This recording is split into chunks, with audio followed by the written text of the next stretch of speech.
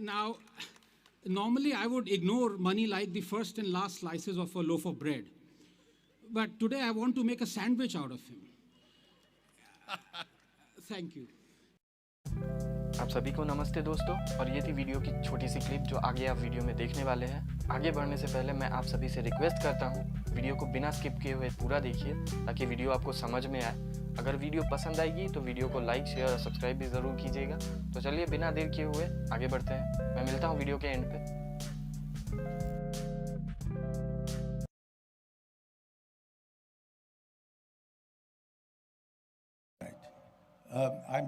I am audible, I trust.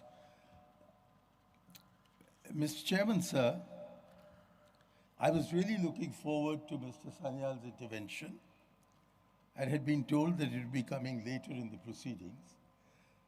But I do wish to begin by acknowledging that he is a reputed historian and that Professor Anand Ranganathan, who was originally scheduled to initiate this debate, is none less than a professor of history at the Jawaharlal Nehru University, although perhaps he would prefer to have it called the Veer Savarkar University. These two historians certainly make me feel very uncomfortable about having to oppose them because I have no such credentials. But the idea that the history we were taught is not our history at all, but one of colonial masters, was certainly not true at my school.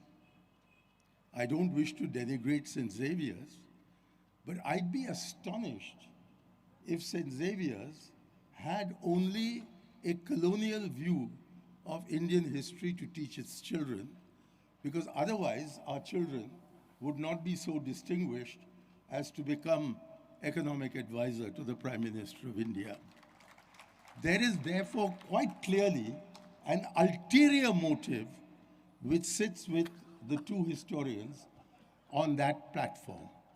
And that ulterior motive is that they wish to provide an interpretation of India that is simply not in consonance with the facts.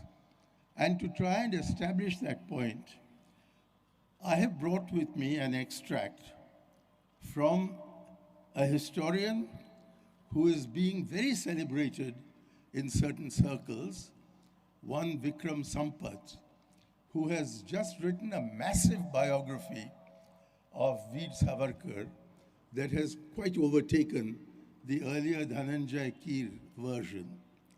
And it is from pages 196 to 199 of Vikram Sampath's biography of Savarkar that I take the following gems of history to account for why Professor Anand Ranganathan should be so disgracing himself as to be on that side instead of ours. Here it goes. This is Veer Savarkar, not as quoted by some subversive Aiyar who removed his name from the flame of freedom in the Andaman Islands, but from Vikram Sampath's book. He says, there are two antagonistic nations living side by side in India. I thought Jinnah said that, but that was in 1940. This was said in the early 20s, that there are two antagonistic nations living side by side in India. These are two nations in the main, Hindus and Muslims. The solid fact, he goes on, is that the so-called communal questions are but a legacy handed to us by centuries of cultural, religious, and national antagonisms between the Hindus and Muslims.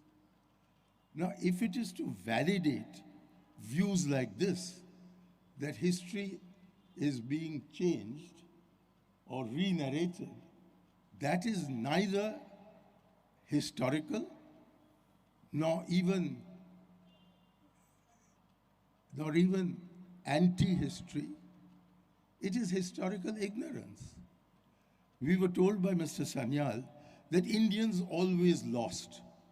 Well, might I quote from, or cite at any rate, a gentleman who certainly had his education at Harvard and at Harrow and Cambridge, but was one of India's leading freedom fighters. I refer, of course, to Jawaharlal Nehru, and I beg Mr. Sanyal's pardon to take the name of a hero of mine who is being portrayed as a devil by him and his colleagues. This man points out that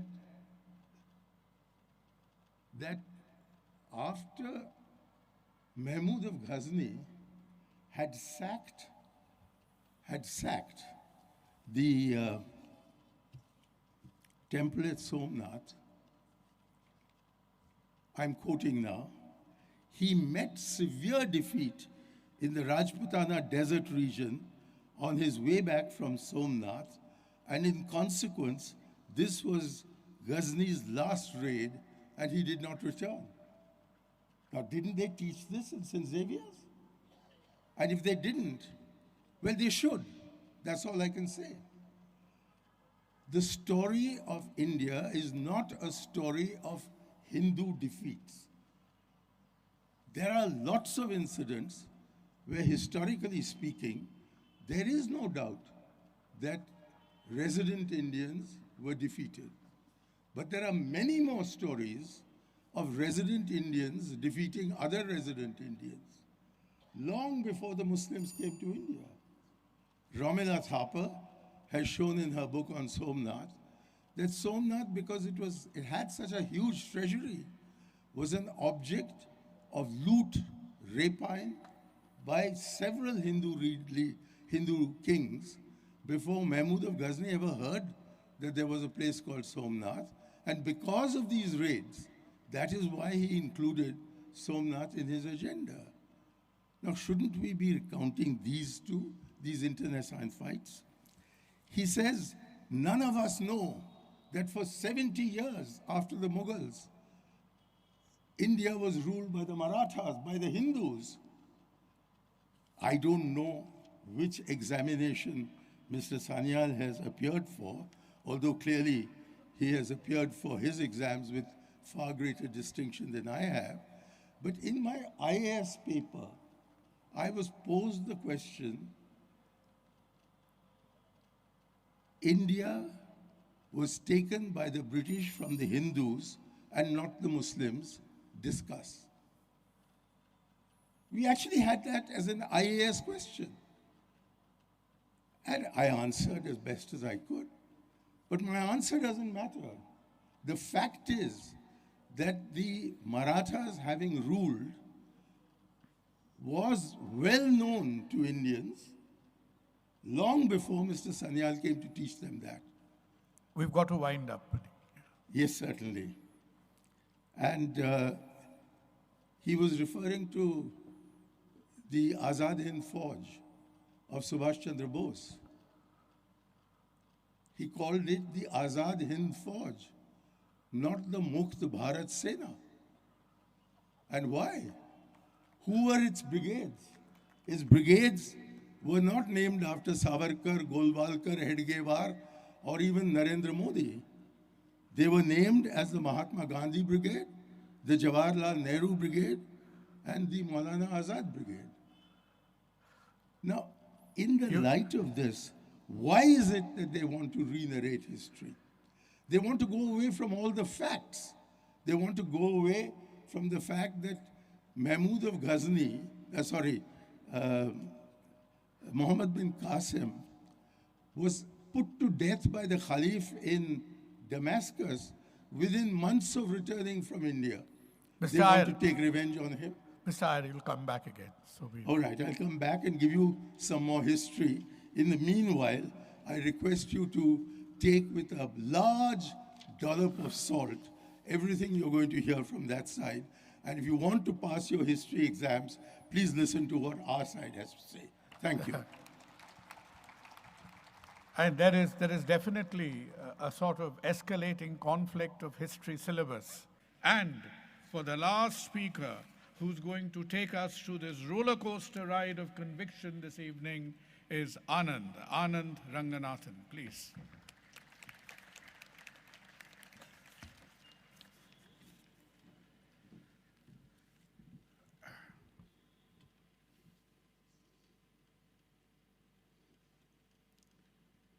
Thank you very much, Mr. Chairperson and Madam Chairperson. You know, I came prepared for my 7 minutes, but I request for the clock to not be started just yet. Because I need to rebut the excellent Mr. Shankar Aiyar for his plethora of lies, particularly against me, but I don't want it to eat into my time. So it's a humble request. Moreover, it would only take me 30 seconds. Now, normally I would ignore money like the first and last slices of a loaf of bread. But today I want to make a sandwich out of him. Thank you. Money, I'm convinced, was born to make Rahul Gandhi look good. To be sure, he raised some very valid points. Sadly, the spelling is R-A-Z-E-D. He has destroyed all arguments. Let me expose just 2 lies. Number 1, it wasn't Savarkar the first to propound the two-nation theory, but rather Sir Syed, 40 years before Savarkar. And the quote that Hindus and Muslims are two antagonistic races is in fact Sir Syed's, not Savarkar's. In fact, the first one to propound the two-nation theory was not even Sir Syed, but money's ideological god, Karl Marx, in his 1853 book, The Eastern Question. So much for reading history, money. Number 2, and this is a very easy lie to rebut because I'm sorry, money, I am not a professor of history in JNU, but a professor of molecular medicine. And I am right now involved in making a vaccine that would allow people to be immune against lies. So if you want, you can be the first volunteer. Can I now please request the chair to start the clock? Thank you for inviting me to this wonderful debate with a wonderful audience and wonderful adversaries who, and I say this in a lighter vein, can be introduced in 4 sentences. The first was kept in suspended animation by the Congress. The second has been suspended by the Congress. The third is itching to be suspended by the Congress. And the fourth is so sloshed that he can't even remember if he or he is not suspended by the Congress. As for the topic, I'm intrigued because this much emphasis on history, quite frankly, amuses me. Forget re-narrating. What in the first place do we mean by our history? You see, as a scientist, the time scale that interests me is not 100 or 500 or 1,000 years, but 1 billion or 5 billion or 10 billion years. And on this time scale, I'm not Indian, but Ethiopian. I'm not a descendant of a Ranganathan, but the descendant of AL 2881 or Lucy. And I'm not a creation of design, but of a conspiracy hatched by thunder and lightning and water and ammonia and hydrogen and methane and dust. Let religion and its mesmerizing literature not fool you into believing you were created by someone who wasn't a product of the RNA world. And so nothing really matters, whether our ancestors were brilliant or not, whether our culture is ancient or not, whether our religions are better or not. We are but an inconsequential bunch of cells. Then why does history matter? It matters because, like science, it has to be built on an edifice of truthful observation and facts, because the correct understanding of it strengthens us, helps us survive, with a slight difference. Scientists like black and white, historians love the gray. This gray has given mankind, I put to you, ladies and gentlemen, only misery. It is because of the gray that there are people who still believe in religious books, or in Mao and Hitler and Tipu and Godse and Churchill and Rhodes and Aurangzeb and hundreds more who have committed awful crimes, but the believers of gray have forgiven them because they also did some good. Gray is social Darwinism gone berserk. Gray has birthed cruel empires, and believers of the gray have feted them. Worse, our history has been written by those who believe in the gray. Nations weaken not because of their past, but rather by how they are taught it. For 70 years, We have been taught to forget historical injustices. From Somnath to Kashi Vishwanath, Babarpur to Bakhtiyarpur, from Allahabad to Aurangabad, these injustices have deliberately been made visible, as though to lionize the debasement, celebrate the humiliation. And the irony is that the same people who have taught us this, drilled this self-loathing in us, these very same people, men and women of gray, want others to fight historical injustice around the world. They condemn barbarians of the West, hitherto worshipped, like the Confederacy generals, Rhodes, Churchill, Pizarro, Murray, Colston, Leopold. They celebrate their roads and buildings being renamed, their statues being brought down. But here in India, they eulogize Tipu, Aurangzeb, Babar, Khilji. They celebrate the destruction of Kashi, Mathura, Ayodhya, Martand. Why? To me, the mark of civilization is this unquenchable thirst to demand justice for your ancestors, to correct a historical wrong. For that exemplifies a continuity, an idea, a memory that can never be erased. That is worth fighting for and preserving. It makes justice greater than the sum of its parts. And that is why civilizations are not fleeting like empires. That is why history is a medicine. Catharsis is a cure. If an image could speak 1,000,000 words, it would be that of the Gyan-Vyapi mosque built atop Kashi Vishwanath, demolished by Aurangzeb. If orphaned stones could speak and not just weep, the stories they would tell of Mathura idols being used as stepping stones in a mosque, why shouldn't Mathura or Kashi be washed of the sins of the tyrants committed on it? But the Supreme Court has willfully ratified the Places of Worship Act that obligates maintaining all religious places as they were on August 15, 1947. In a just world, our Parliament and our Supreme Court wouldn't have done this. But they have. Why? Because we are fearful of learning our true history. There are hundreds of examples, but just one would suffice. Tipu Sultan.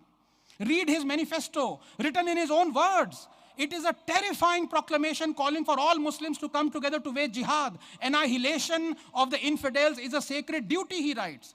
The Hindus of Coorg suffered a particularly brutal onslaught. Murders, tortures, forced conversions, even dead Hindus were converted, even dead Hindus. He destroyed 800 temples, 27 churches, captured 60,000 Christians, converted 30,000, killed thousands. And yet we call him a symbol of communal harmony. We cheer when the statue of the evil racist King Leopold is demolished in Belgium. But the same we celebrate Tipu Jayanti because tyrants who murder Hindus and Christians are not tyrants but heroes. Let me make a more contemporary example. Our first Prime Minister, Jawaharlal Nehru.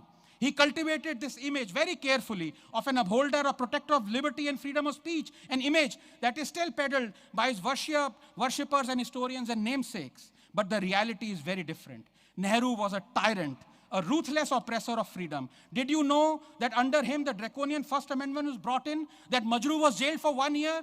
That Stanley Woopert's book 9 Hours to Rama was banned? Did you know Chandra Mohini was banned? Audrey Menem's Ramayana was banned? Campbell's Heart of India was banned? Kostler's Lotus and the Robot were banned? Frischler's Aisha was banned? Bertrand Russell's Unarmed Victory was banned? Just 30 more seconds. Robson's film 9 Hours to Rama was banned. Robert Taylor's Dark Urge was banned. Mrinal Sen's Neela Akshar Niche was banned. Tony Hagen's Nepal was banned. Film Gokul Shankar was banned. Godse's Testimony was banned. Goswami's film Runumi was banned. Historian Dharampal was jailed. President Rajendra Prasad's speech was banned. Draconian Press Objectionable Act was passed. Magazine Cross Laws was banned. Play Communistaki was banned. Its actors arrested. People's Theatre Association was banned. Play Harpita Master was banned. Film Ganga Jamna was blocked. Balraj Sahni's play Jadoo Ki Kursi was banned. Tagore's play Visarjan was banned. Editor Prahlad Keshav Atre was jailed. Harmonium was banned.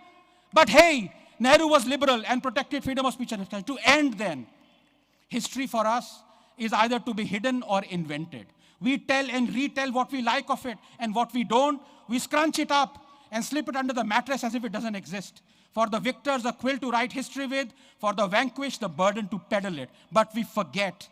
We forget that history is not homeopathy. It does not work as a placebo when diluted. It simply disappears. Ladies and gentlemen, we owe it to our survival to be ruthlessly honest about our history. We owe it to science to make sure history doesn't disappear. Thank you very much.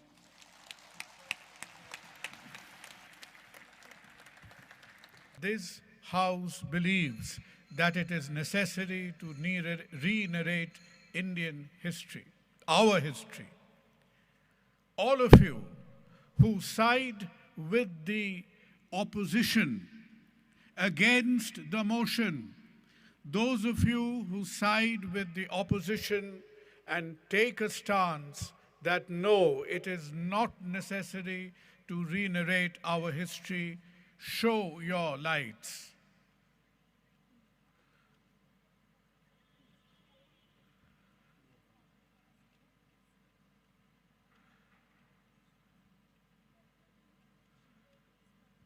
Hold them up for a minute. I know you're tired.